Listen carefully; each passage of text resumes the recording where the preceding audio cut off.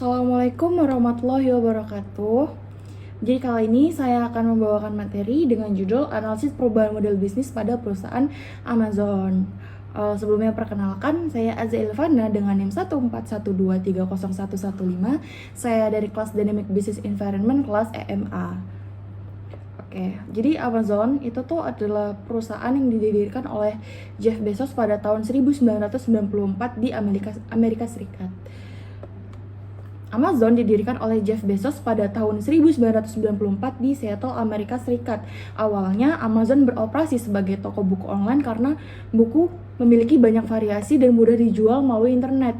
Seiring pertumbuhan pelanggan, Amazon memperluas produknya ke berbagai kategori dan berkembang menjadi salah satu platform e-commerce terbesar di dunia. Sejak didirikan pada tahun 1994, Amazon telah mengalami transformasi model bisnis yang signifikan nih. Perubahan tersebut tidak hanya terlihat dari perluasan produk yang ditawarkan, tetapi juga dari pergeseran peran perusahaan dari retailer online menjadi platform digital dan penyedia layanan teknologi. Nah, adapun perkembangan model bisnis Amazon adalah sebagai berikut nih. Jadi dari tahun 1994 dan sampai 1998, Amazon itu berbentuk online retail atau toko buku online. Amazon memulai bisnis sebagai toko buku online yang menjual buku langsung kepada konsumen melalui website. Pendapatan itu berasal dari penjualan buku. Kemudian pada tahun 1999 sampai sekarang, marketplace Amazon itu membuka platform bagi penjual pihak ketiga untuk menjual produk mereka. Pendapatan nggak cuma berasal dari penjualan produk sendiri, tetapi juga dari komisi dan biaya layanan penjual. Kemudian pada tahun 2000-an itu tuh Amazon mengubah lagi bisnisnya menjadi logistik and fulfillment. Amazon mengembangkan jaringan gudang dan layanan fulfillment by Amazon atau FBA sehingga penjual dapat memanfaatkan fasilitas penyimpanan, pengemasan, dan pengiriman Amazon. Pada tahun 2006 sampai sekarang, Amazon menjadi platform dan service company. Amazon tidak lagi hanya berfokus pada perdagangan elektronik, tetapi juga menjual layanan digital melalui AWS dan menjadikannya perusahaan teknologi dan penyedia layanan cloud. Pada tahun 2010 sampai sekarang, Amazon jadi digital ekosistem bisnis. Amazon berkembang menjadi ekosistem digital yang mengintegrasikan e-commerce, cloud, langganan, periklanan digital, dan perangkat pintar dalam satu platform. Sehingga dapat disimpulkan bahwa Amazon itu mengubah bisnisnya dari retailer online menjadi digital ekosistem bisnis. Oke. Jadi kita masuk ke faktor pemicu perubahan. Apa sih yang melatar belakangi Amazon ini banting setir berubah nih dari toko buku online kok sekarang bisa banyak banget bisnisnya. Faktor pemicu perubahan model bisnis Amazon itu nggak terjadi secara tiba-tiba, melainkan dipengaruhi oleh berbagai faktor eksternal dan internal yang mendorong perusahaan untuk terus beradaptasi dan dengan perkembangan lingkungan bisnis. Nah, terdapat 3 faktor utama yang menjadi pemicu perubahan model bisnis Amazon, yaitu yang pertama adalah perkembangan teknologi digital dan cloud. Meningkatnya akses internet dan perkembangan teknologi komputasi memungkinkan Amazon memperluas bisnisnya dari toko buku online menjadi marketplace global dan penyedia layanan cloud melalui AWS. Kemudian yang kedua ada perubahan perilaku konsumen. Konsumen mulai beralih dari belanja di toko fisik ke belanja online yang lebih praktis, sehingga Amazon memperluas jenis produk dan layanan yang ditawarkan. Kemudian yang ketiga itu ada persaingan bisnis yang semakin ketat. Persaingan dengan perusahaan retail dan e-commerce lain mendorong Amazon untuk terus berinovasi dan melakukan diversifikasi sumber pendapatan termasuk melalui AWS dan layanan berlangganan Prime. Oke, selanjutnya kita masuk ke bisnis model kanvas Amazon sebelum terjadi perubahan. Sebelum mengalami transformasi model bisnis, Amazon itu beroperasi sebagai toko buku online atau online bookstore yang berfokus pada penjualan buku melalui internet. Sebelum perubahan, model bisnis Amazon itu masih berfokus sebagai toko buku online.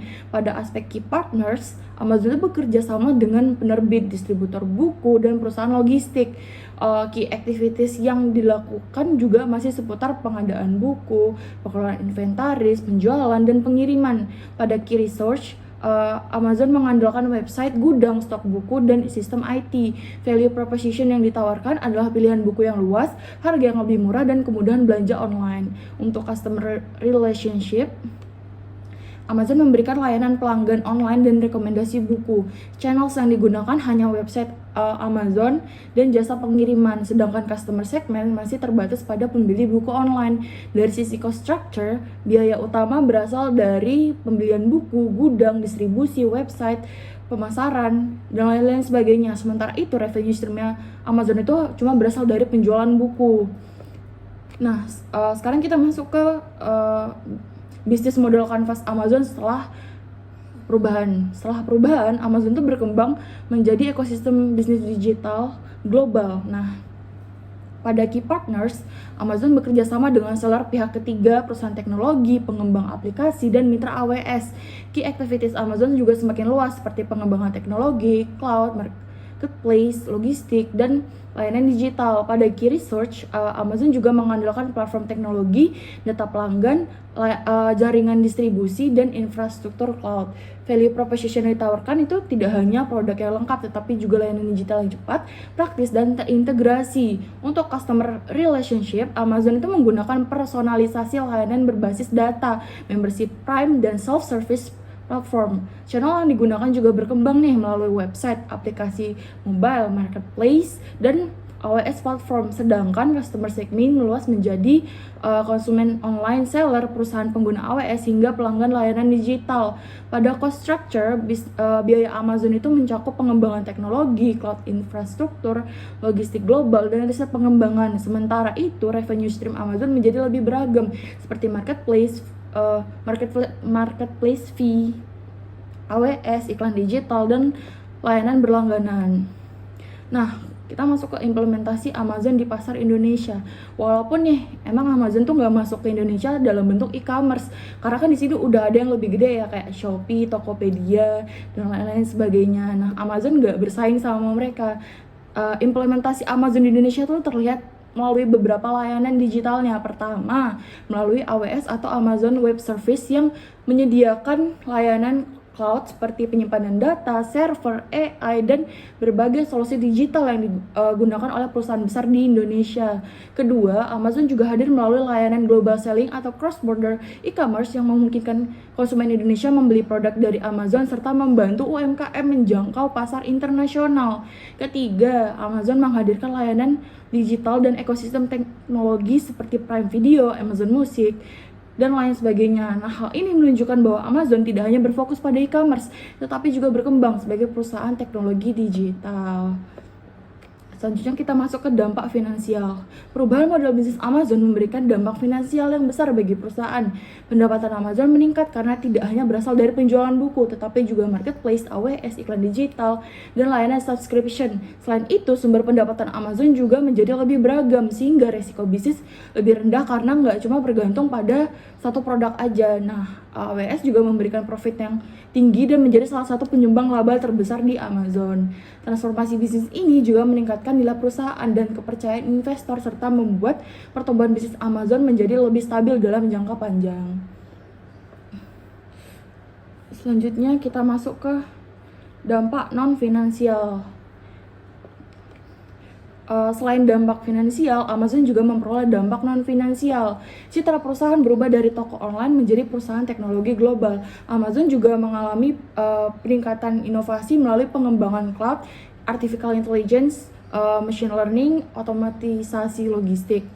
Loyalitas pelanggan meningkat karena adanya ekosistem layanan seperti Amazon Prime, Prime Video, dan lain sebagainya yang membuat pelanggan tetap terikat dengan layanan Amazon. Selain itu, daya saing Amazon semakin kuat dan jangkauan pasarnya semakin luas hingga dapat menjangkau pelanggan individu, pelaku bisnis, startup, dan instansi di berbagai negara. Nah, selanjutnya apa aja sih pelajaran yang saya dapat? Nah, dari perubahan model bisnis Amazon, saya belajar bahwa kemampuan beradaptasi, berinovasi, dan memiliki visi jangka panjang merupakan kunci keberhasilan perusahaan. Amazon berhasil berkembang dari toko buku online menjadi perusahaan teknologi global dengan melakukan diversifikasi bisnis melalui marketplace, AWS, layanan digital, dan periklanan. Hal ini menunjukkan bahwa perusahaan yang mampu memanfaatkan peluang, fokus pada kebutuhan pelanggan, serta terus berinovasi akan lebih siap menghadapi perubahan dan mencapai pertumbuhan yang berkelanjutan. Mungkin sekian dari saya, kurang dan salahnya mohon maaf. Terima kasih atas perhatiannya. Wassalamualaikum warahmatullahi wabarakatuh.